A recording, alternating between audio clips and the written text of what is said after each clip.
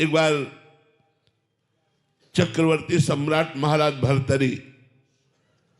भर्तरी जी ने अपने मन को पढ़ा कि ये चाह क्या रहा है, तो मन में निकला एक सुंदर स्त्री का संयोग।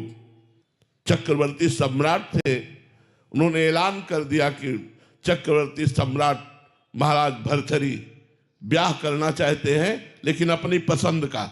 सुंदरियां एकत्रित हों और हम उसे चुनेंगे।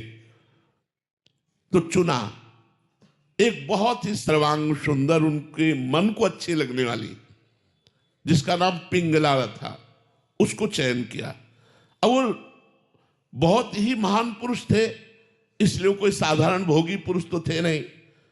तो उन्होंने कहा मैं राजकर्म से इस्तीफा देता हूं और विक्रमादित्य मेरा छोटा भाई राजकर्म को देखेगा, मैं केवल भोग भोगूंगा, क्योंकि मेरा मन कह रहा है कि इसमें सुख है, तो मैं खोज करूंगा।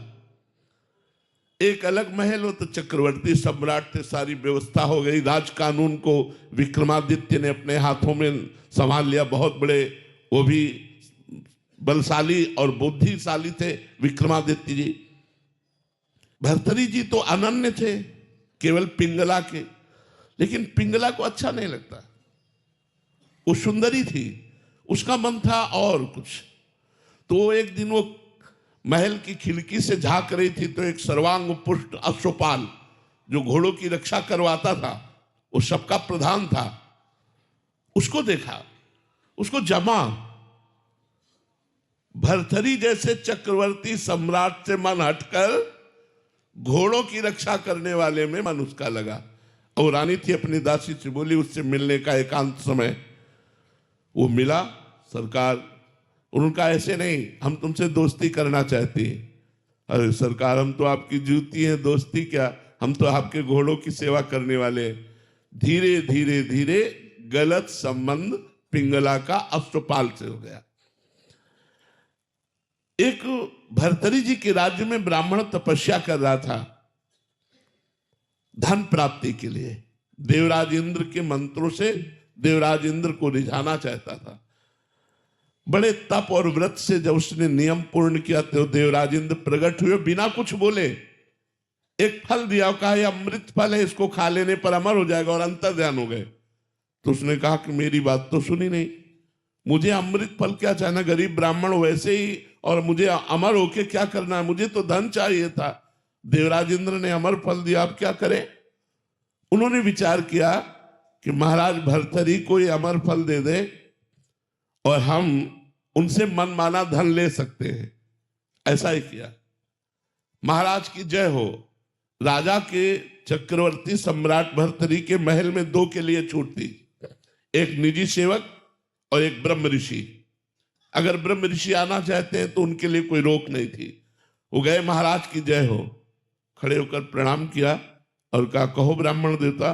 बोले, मैंने तपस्या की और अमल फल प्राप्त किया, ये आप ले लीजिए। उन्होंने आदेश कर दिया, खजाने से जितना धन चाहे उनको दे दो। अमर फल लिया। विचार किया भर्तरी जी ने कि मैं तो प्यार पिंगला से करता हूं, अमर फल पाकर क्या करूंगा। यदि पिंगला अमर हो जाए तो जब तक मैं जीवित रहूंगा मेरे सामने रहेगी। पिंगला को बुलाया और कहा, मेरे राष्ट्र के ब्रह्म ऋषि ने तपस्या के द्वारा ये अमर फल प्राप्त किया, इसे आप स्वीकार कर लीजिए और खा लीजिए।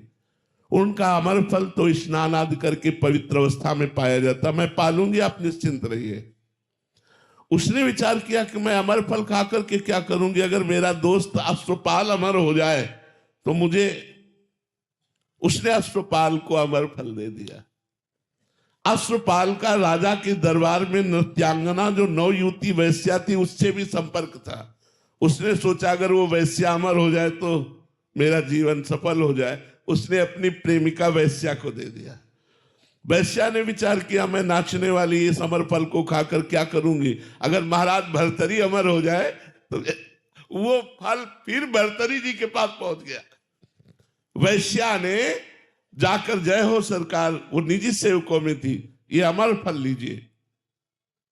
भर्तरी जी ने सुना, अमर फल, वैश्या राष्ट्र का ब्रह्म ऋषि बोल रहा है, वो तो समझ में आया। वैश्या से कहा, सत्य बोलना, नहीं मृत्यु दंड दूंगा। ये अमर फल तुझे कहां से प्राप्त हुआ? बोले महाराज अश्वपाल से। चलो एकांत हो, जब मैं बुलाऊं तब आना। भर्तृहरि जी ने कहा मैं कल दरबार में पेश हो रहा हूं। दरबार में पेश हुए, अश्वपाल को बुलाया, अगर सत्य बोलेगा तो तुझे माफ कर दूंगा, बोल तुझे ये अमर फल कहां से मिला? तो उनका महारानी पिंगला ने दिया। पिंगला से कहा कि मुझ चक्रवर्ती सम्राट से तुझे तृप्ति नहीं, अय अश्वपाल तुझे पिंगला से तृप्ति नहीं, तू वैश्या से। धिक्कार है इस काम को और इस मन को। और अपना सम्राट पद वहीं इस्तीफा दिया और घोर वैरागी बनकर के भजन किया और भर्तृहरि शतक की रचना की, जो बड़े बड़े वैरागी जन पढ़ करके वैराग्य धारण करते। तो ये मन हमारा सोना चांदी रुपया पैसा घर मकान स्त्री पुरुष इनसे तृप्त होने वाला नहीं। जब तक भगवान नहीं मिलेंगे तब तक हमें शांति नहीं मिलेगी, तब तक हमारा मन तृप्त नहीं होगा, तब तक हमारी इच्छाएं हमको रौंदती रहेंगी, कभी ये इच्छा कभी ये इच्छा कभी ये इच्छा। आप जब अपने से बड़े को देखेंगे तो आपके हृदय में जलन हो जाएगी, लगेगा मुझे ऐसा होना चाहिए। जब आप वैसा हो जाएंगे तो आपको और बड़ा दिखाई देगा, माया आपके सामने पेश करती जाएगी। तृप्ति कभी नहीं होगी, तृप्ति होगी भगवान की प्राप्ति से। तब लगी कुशल न जीव कहूं, सपने हूं मन विश्राम, जब लगी भजत न राम कहूं, शोक धाम तज काम।